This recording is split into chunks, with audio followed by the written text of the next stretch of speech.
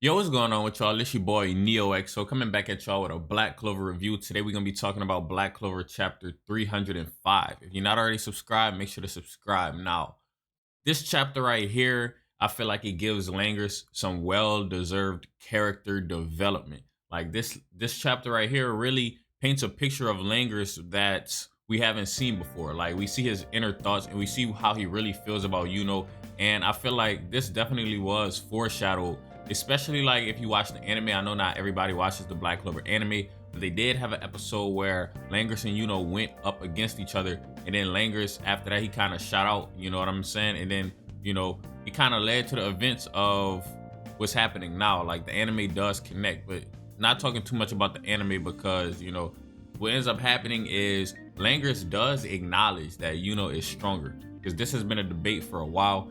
Most people, eventually came over to the side of Yuno, and they just agreed that Yuno was far stronger. And in this, if it wasn't obvious, Tabata kind of made it obvious, and it kind of is no other way because Langers himself has finally admitted it. You know what I'm saying? Because he got defeated by and I feel like this was set up in a way that they would have to fight alongside each other, and then it could be so apparent that it cannot be denied anymore. Because whenever in this fight right here, Langers and Xenon, there's no comparison between those two.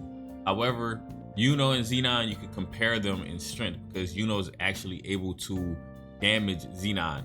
But like you can see clear as day, Langers is kind of just like the decoy. He's kind of like the support. And that's just not how Langers was used to rolling before Yuno came in. And they talked about that in this chapter. So basically their strategy right now is Yuno needs the 3 minutes. And since Langers can't really defeat Xenon, he's willing to be the decoy. So he's gonna go ahead and he's gonna say, all right, he's not gonna say this, but in typical Black Clover fashion, he's like, without saying it, of course, he's gonna surpass his limits. Now, right here, right now, what ends up happening, he realizes this and he has achieved Mana Zone. So that's pretty cool, right there. He has achieved Mana Zone. Everybody loves when Mana Zone comes. We get to see a lot of people's different like limits surpassed. Whenever people achieve Mana Zone. Now, in his case, his is really cool. So he has a spatial Mana Zone, and it's very comparable to Xenon's.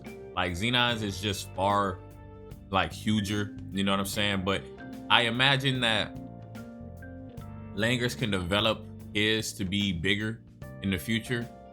Because it's very similar to Xenon's. Like it's basically he has his own space. So this is useful because whenever Xenon's trying to attack Langers, he cannot get the bones inside of Langers' space. Like that is Langers' space. He has it in the shape of a sphere, and Xenon is not getting the bones in there. So it's used as a kind of like an ultimate defense. You know what I'm saying? Now we get Langers kind of admitting how he feels, and he's like, pretty much from the moment joined, he felt that he was arrogant, but it was annoying because his arrogance was backed up by his ability to actually show whatever he's being arrogant about. You know what I'm saying? Like he's like, all right, I'm strong, and he walks around like, yeah, I'm strong and I know I'm strong.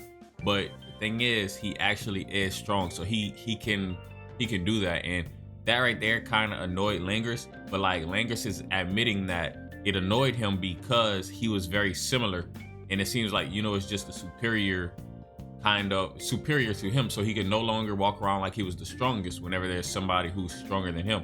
It kind of like metaphorically got replaced and literally got replaced. So that's very like good story writing from Tabata, because it's kind of like the next iteration of Vice Captain. And I say it's good storytelling from Tabata because that was way back then. Like Langers, from the minute came, Langers knew like, oh, he's just like me, and that's annoying because he's he can possibly take my place. But now Langers just kind of has to admit it, and since he admits it, they're able to actually work together. So Langers basically admits like, you're the real Vice Captain, even though it's frustrating. I accept it and we can move forward now. So that's where I said like the character development definitely comes in because until you acknowledge something like that, like until you acknowledge someone is better than you, and until you acknowledge them as like a, you know, a rival or whatever you want to acknowledge them as, you're basically going to be lying to yourself. So this whole time, Langers was pretty much lying to himself, you know, about Yuno and the whole situation. But now that he has to admit it, he can finally move past it, you know. That's good storytelling right there. Now, basically, Xenon's still saying, you know, typical fashion, he's like, you guys cannot defeat me. And we see Langers actually going at Xenon now. We know the plan of Yuno and Langers is pretty much to buy time so Yuno can charge up his mana and use a very powerful spell. So Langers knows he can't defeat Xenon. The difference is clear as day, but he's still going at Xenon as a decoy. And near the end of the chapter, we have Yuno using his bow, something we have had hints of in the past. We've seen him use a bow and arrow made out of wind before, but this right here is kind of like the embodiment of that, you know what I'm saying? Like those back then that he was using, nothing compared to this right here. It is wind spirit creation magic, spirit of yours. Like that's gonna be an insanely lethal spell. If you actually look at it for what it is, it's an arrow, and at the tip of the arrow, it is mana condensed. So that's gonna be a very powerful spell, and it's aiming directly at Xenon. So in the next chapter, we're gonna probably see that arrow hit Xenon and do some massive damage.